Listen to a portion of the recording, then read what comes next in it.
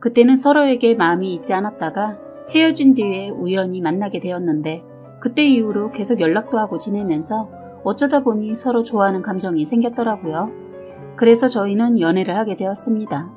이 사람은 외적으로 완벽한 저의 이상형이었고 저도 어디 가선 꿀리지 않는 외모라서 그런지 주변 사람들은 항상 저희 커플을 보면서 너무 잘 어울린다고 해주었어요. 그렇게 만난 지 좀 지나고 나서부터 저희는 결혼 이야기가 나오게 되었습니다. 둘 다 결혼을 일찍 하고 싶어 했기도 했고 30살이 넘기 전에 결혼을 하고 싶었거든요. 처음 이 사람의 어머님을 뵙게 되었는데 50대로는 전혀 보이지 않을 정도로 완벽하게 관리하신 분이시더군요. 솔직히 처음부터 저와 어머니 사이가 좋지 않은 것은 아니었습니다. 저와 어머님이 처음 뵀던 그날도 분위기가 좋았거든요. 저는 168에 52kg였어요. 저는 20살 때부터 필라테스를 통해 꾸준하게 몸매 관리를 해서 근육과 지방이 적절하게 있었고 다른 사람들이 보기에도 예쁜 몸매였어요. 그런데 시어머니는 저에게 결혼식 당일날 그런 몸이면 드레스가 예쁘지 않을 것 같다며 다이어트를 권하시는 겁니다. 그때부터 시어머니의 다이어트 강요가 시작되었어요. 결혼식 전에는 그냥 어머님이 예쁘게 보였으면 하는 마음으로 얘기하시는 거라고 생각했어요. 그렇게 저는 결혼식 날까지 제 몸무게에서 2kg를 더 뺐고 볼품없어 보이지 않을 정도까지만 뺐습니다. 그런데 어머님은 계속 더 빼기를 권하시더군요. 앞으로는 알겠다고 했지만 더 빼면 제가 골라두었던 머메이드 라인 드레스를 입었을 때 핏이 이상할 것 같아서 적당히 뺐습니다. 결혼식 날 이후로 그만둘 줄 알았던 다이어트 강요가 더욱 심해지기 시작했어요. 저희는 시댁에 들어가서 함께 살았거든요. 식사 시간에 제가 밥만 먹으면 그 옆에서 또 먹는 거냐라고 하면서 저를 타박하셨고 그러다 보니 시어머니 있는 앞에서는 먹지 않고 몰래 먹는 버릇이 생기게 되었어요. 그 옆에서 남편은 뭐 했나 싶으셨겠지만 저희 남편도 시어머니에게 뭐라고 하지 않는 것이 아니었습니다. 남편 앞에서 시어머니가 그런 말을 하면 남편이 시어머니에게 그만하세요 라고 말하거나 눈치를 주는 것이 느껴지니까 저와 시어머니 둘이 있는 시간에만 저를 갈구시더군요. 남편은 회사 일이 바빠서 8시나 9시에 오다 보니 어머니와 저는 점심과 저녁을 함께 먹어야 하는 사이였거든요. 그런데 어머님은 자신이 상을 차리는 것도 아니고 저에게 상을 차리라고 시키시면서 밖에서 나와 조금이라도 살찔 것 같은 음식이 있으면 저를 뭐라고 하셨어요. 그렇다고 해서 채소나 다이어트 식품으로만 상을 차려두면 뭘 먹으라는 거냐고 하면서 저를 타박하시는 겁니다. 그래서 저는 어느 장단에 맞추어야 하는지 모르겠어서 그냥 포기하고 어머니에게 소리를 듣던 말든 그냥 상을 차렸어요. 그런데 상을 차리고 제가 조금이라도 더 먹는 것 같다 싶으면 제 손을 탁 때리시면서 그만 먹으라고 하시는 거예요. 저는 그 점이 가장 스트레스를 받았습니다. 먹는 것도 쥐꼬리만큼 먹었는데 그 이상 먹을 수 없도록 하니 살이 계속 빠질 수밖에 없더군요. 꾸준히 관리를 해오던 저도 그런 말들을 계속 들으니 점점 저를 관리하기 힘들어지는 것이 느껴졌습니다. 결국 저는 스트레스로 인해 168에 46kg가 되었습니다. 이렇게 되다 보니 진짜 사람이 빼빼 말라서 면역력도 다 망가지고 몸의 균형 자체가 모두 망가지는 느낌이었어요. 머리도 조금씩 빠지는 것이 느껴지게 되었고 무엇보다 제 몸이 너무 걱정되기 시작했어요.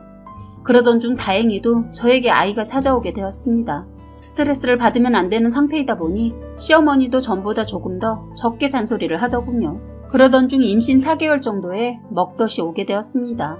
입덧이 아니라 먹덧을 겪어본 사람들은 아실 거예요. 끊임없이 입으로 집어넣지 않으면 오히려 구역질이 나오고 너무 힘들었습니다. 그런데 저의 그런 모습을 보고는 시어머니가 혼잣말을 하시더군요. 어휴 돼지도 아니고.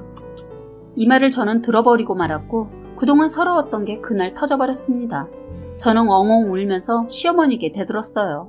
지금 어머님 아들 아이 임신하고 있어서 그런 거예요. 어떻게 그렇게 말씀을 심하게 하실 수 있어요? 들렸니? 아니 내가 보기에는 애기 핑계대고 먹어대기만 하는 것 같아서. 말 나온 김에 얘기 좀 하자.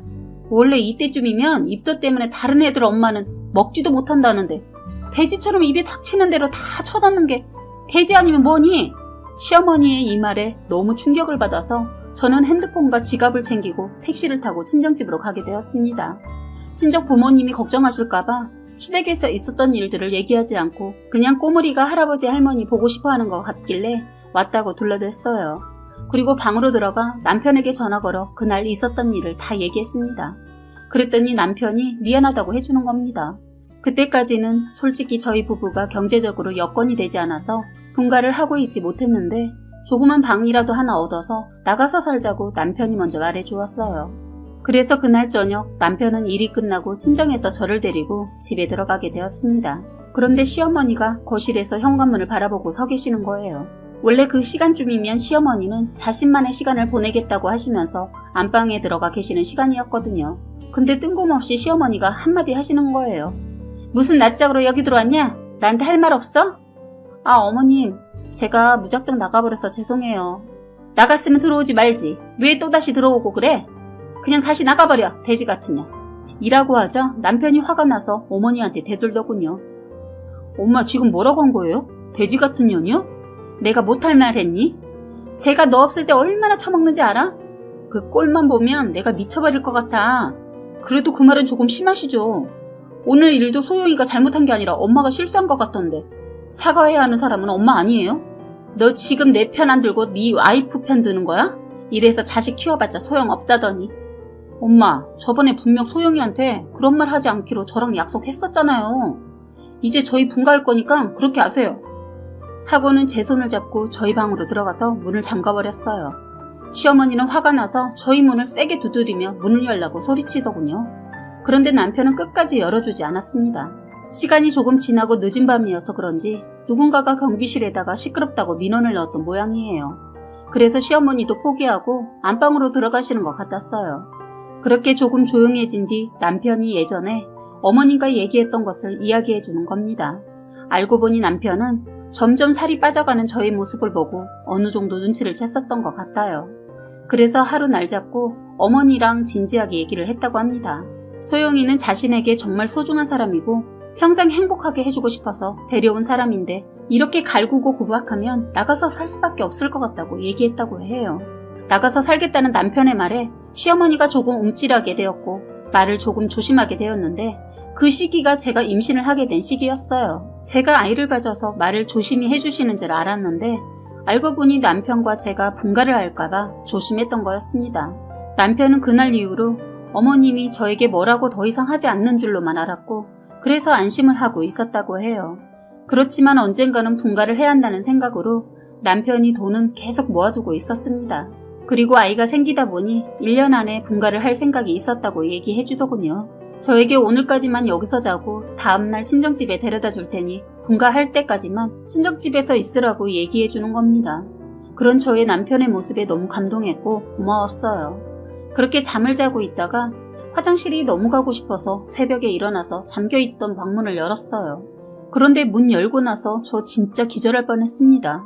왜냐하면 문 앞에 시어머니가 칼을 들고 저희 방문 앞에 서 계셨던 거예요.